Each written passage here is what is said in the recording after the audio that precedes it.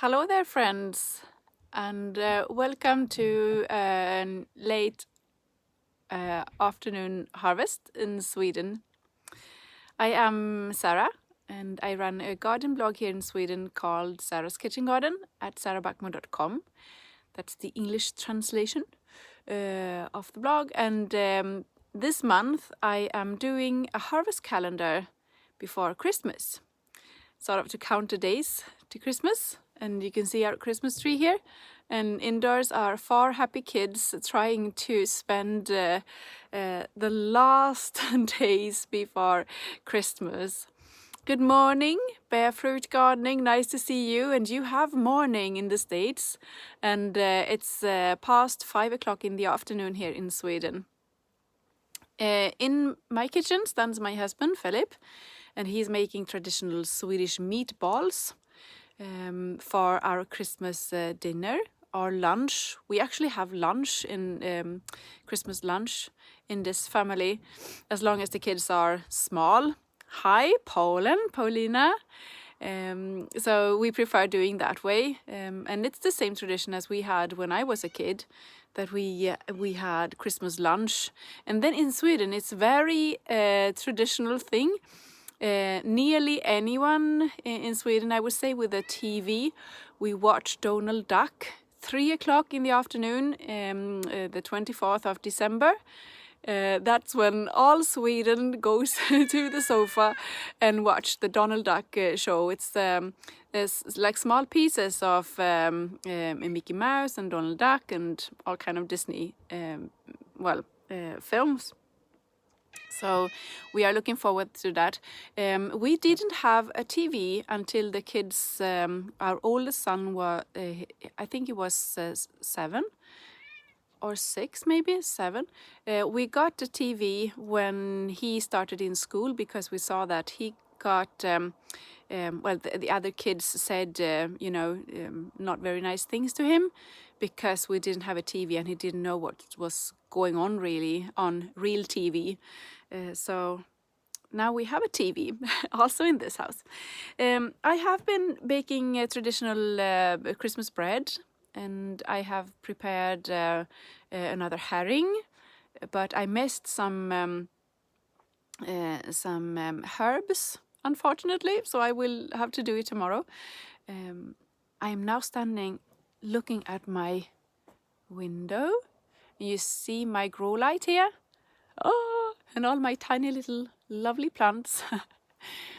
Today I am going to do also, what was it? I am going to prepare a kale.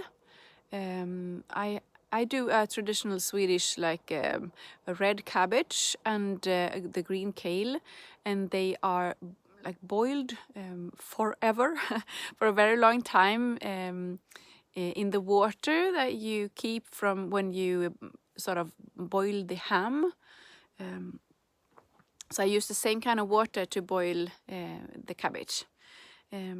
So now I am going to the brassica area in my kitchen garden. I am not dressed for like gardening today either.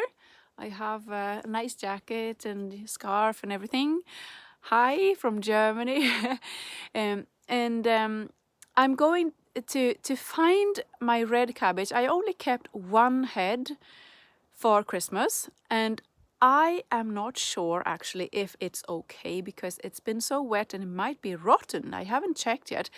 I was going to harvest it and keep it in the fridge or in the greenhouse, but some other things came in my way, so I didn't do that, unfortunately. So if it's not okay, then there will be no red cabbage on our Christmas table. So I really hope it's okay. Red cabbage and other cabbages can look quite messy this time of the year, but if you peel off the outer leaves, then most often they are okay in the middle. So let's go see what we can find. I am very excited. I know that red cabbage and the green kale I have to have a look where to go. My husband really wants that on the Christmas table, so it would be quite sad if it didn't work. And you said to me yesterday you should have this headlamp. I actually have a hat like this with a LED light on my forehead. It's very good, but you know, we have 4 kids, and some things you just can't keep that long. I will turn the camera for you. Do you see anything? Woohoo! No, you didn't.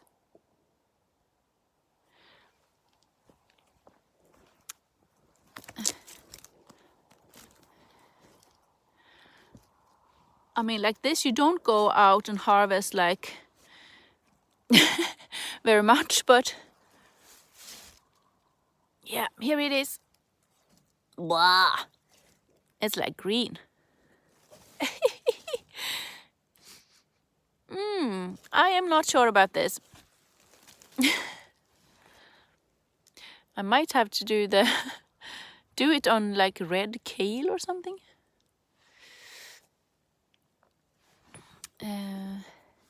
It's very dark, I'm sorry, but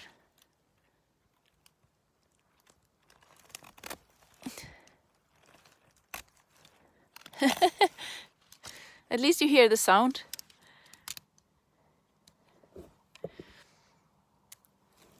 I will bring it to a brighter place. Come on, my little... Oh, it's not disgusting, but... Oops, I'm not sure where I put my feet.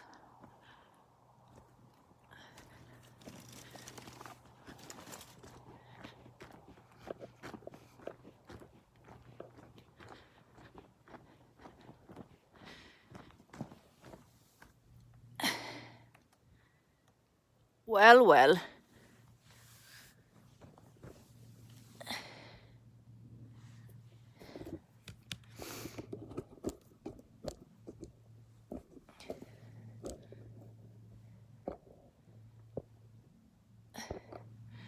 I sometimes say to my readers that if you have people in your family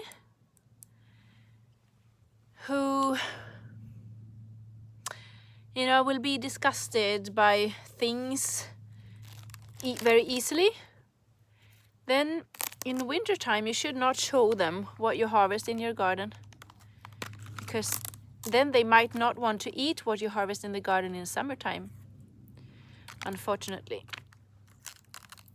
So I actually prefer to like peel off outer leaves and things that looks a bit wow already out in the kitchen garden.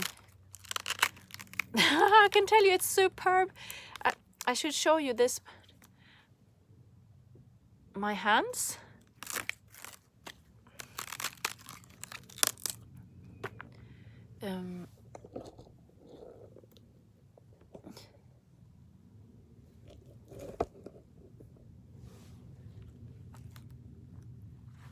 Here. So I just try to peel off damaged parts.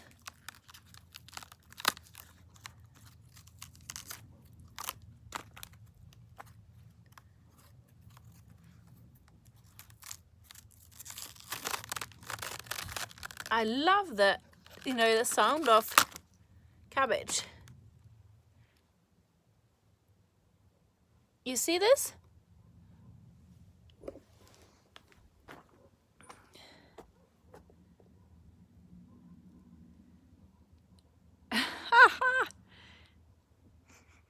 And it's perfect.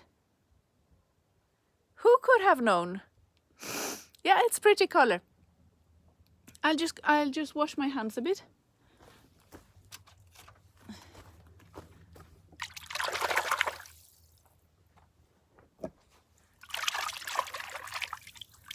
Whoa, that was cold. The kids left a knife in here.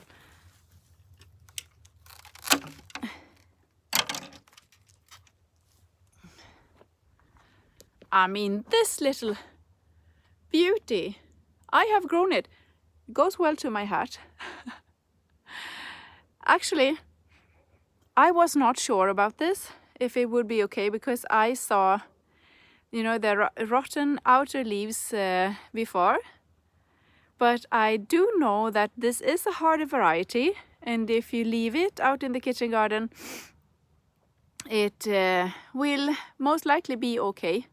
So this one is sown last winter, I would say in December, January, February somewhere. And I keep my cold sowings out in the greenhouse. Thank you, Susanne. It's a super cabbage, yeah. So I keep the winter sowings out in the greenhouse in my polytunnel, and they germinate there when spring comes. So I don't have to have a space indoors for the cabbage. I grow about 8 plants of cabbage, mostly Savoy cabbage and cabbage with the pointed head. And I grow it indoors already in January. Hi, Katinka. Doo-doo-doo-doo-doo-doo. It's the red cabbage. I did this cabbage or brassica challenge for members at sarabakmo.se, the Swedish site, last winter, and Katinka was one who took part of that, and with a super good result. So what I do is that I sow exactly seeds for 8 plants in this window, and I care for them as they were like little babies, and then I plant them out in the polytunnel in March. So it's a very cold polytunnel by then, and it's it might be frozen in the ground sometimes, but from April we can start harvest the leaves, and in May in Sweden I can start harvest fully grown cabbage heads. And I mean, it is a super thing to go for, but this kind of cabbage is grown in a more traditional way in the garden. Sorry, my nose. Yeah, so I would say 1.5 kilo, something like that. And I don't know if every one of you saw this cabbage head when I just harvested it. It was like rotten leaves all over the cabbage head, and it didn't look very good. And I would guess that most gardeners would leave that kind of vegetable for the animals or the compost or whatever, just to rotten in the winter. But as I said, I knew it's a harder variety, and my experience says that if I peel off the outer leaves, most likely the heart will be okay, and this is shown here. And I am so happy about it, because then we will have the red cabbage for Christmas, and it's perfect. It's super, super perfect. The reason why I only have 1 red cabbage left, is simply because I fermented the rest. I don't know if I had like 10 heads, and we have eaten some of it already, baked in the oven, for example, or in kål pudding, a kind of pudding with cabbage and minced meat. And I think I used 3 or 4 heads to do the fermented red kale. Super, super tasty. I think this must be the most beautiful harvest in December. And I am a bit sad right now that I didn't harvested it in daytime, but I have been so busy taking care of kids and doing things by the stove in the kitchen, while my husband have been in town to do some things. But I hope I can like impress all of you with this. Harvested in Sweden in December, and I think I want to just quit this harvest calendar by saying something, or maybe repeat something I think is so important. Most people are very surprised about what you can actually harvest in Sweden by winter time. I am grown up on an island outside Gothenburg, and in the 80s we had what we call ice winters. So we could actually, not me because I was like only 8 years or 6 years, but people who had driving lessons could drive their car from the harbor in Gothenburg and out to the islands. So we had ice all over the place, and it was not possible to go by the ferry into town, but people could use their cars. And I think people like me, grown up like that, and also my parents, we keep those winters in mind, and we think that, okay, so this is the setup for winters in Sweden. It's snowy, and I mean, we are expecting Santa, and everything is really, really nice, like the, I don't know, the Arctic climate or something. But it's not like that anymore. I mean, when I was a kid and I went, when I was 15 and I went to school in Gothenburg, we could sometimes not go by the ferry because it was so much ice. But now, I mean, it's only like, what is it, like 35 years ago? No, not 35, 25 years ago. So times change and the weather changed, the climate changed. So it's possible in Sweden to do lots of things that we could never dream of for like 20 years ago.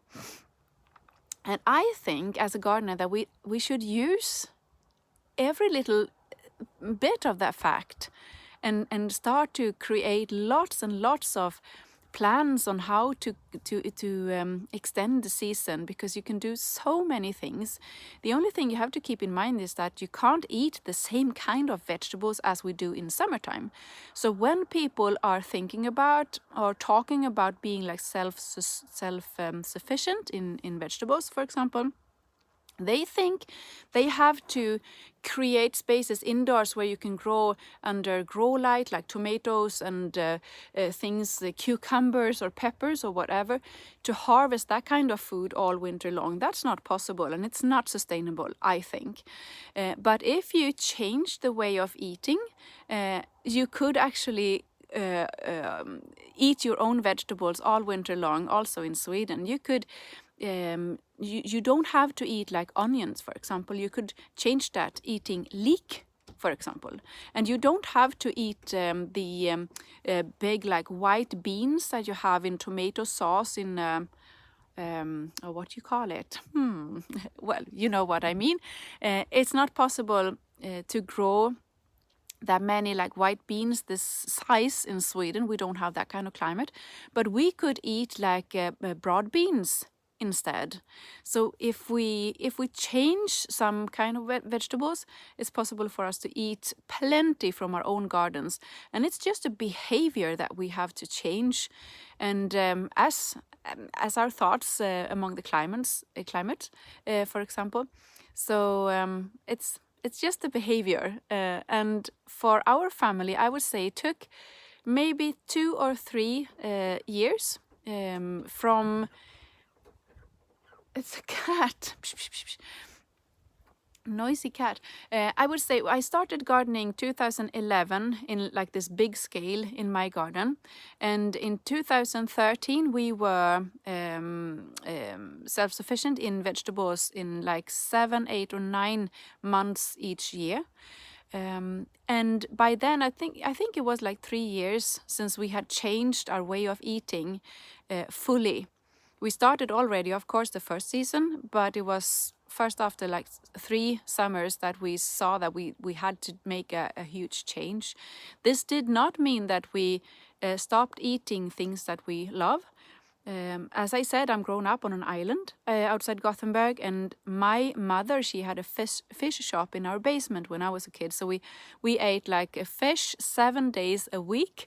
And when she was out having her speeches or lectures about things, then my dad, he made meat.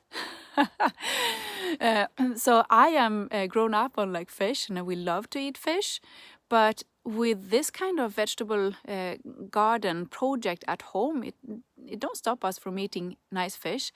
but we do not eat like tomatoes in the winter together with the fish. We have beans and we have the spinach from the fridge, or tomatoes from the fridge, or pepper from the fridge, but we don't have to buy the vegetable in the store, and that makes me super proud. It's possible to find Swedish red cabbage, of course, in the stores. But if you have grown your own cabbage at home, and you know how